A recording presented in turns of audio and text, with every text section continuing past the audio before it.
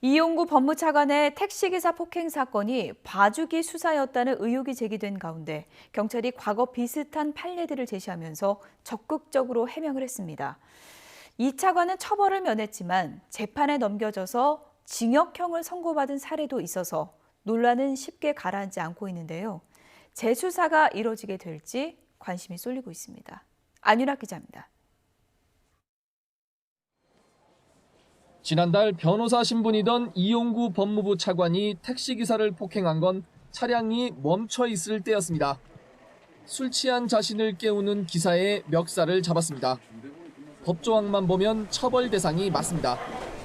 차가 정차한 때 벌어진 폭행도 운행 중 폭행으로 명시한 특정범죄 가중처벌법 적용 대상이 돼 피해자가 처벌을 원하든 원치 않든 가해자를 가중처벌하게 돼 있습니다. 실제 법원은 지난해 5월 택시 요금이 많이 나왔다며 기사를 폭행한 승객에게 징역 6개월 실형을 선고했습니다. 요금을 정산해달라는 택시기사에게 욕설하며 폭행한 승객에게도 특가법이 적용됐습니다.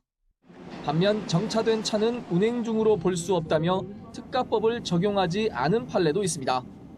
지난 2016년 정차한 택시 안 뒷좌석에서 택시기사를 발로 찬 A씨. 법원은 특가법 적용이 무리라고 판단했습니다.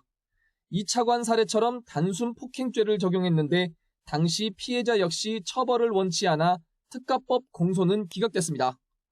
다만 2015년 개정 특가법이 시행된 뒤로 운전자 폭행을 심각한 범죄로 보고 검경 수사 단계에서는 일단 특가법을 적용해 재판에 넘기는 사례가 많았습니다.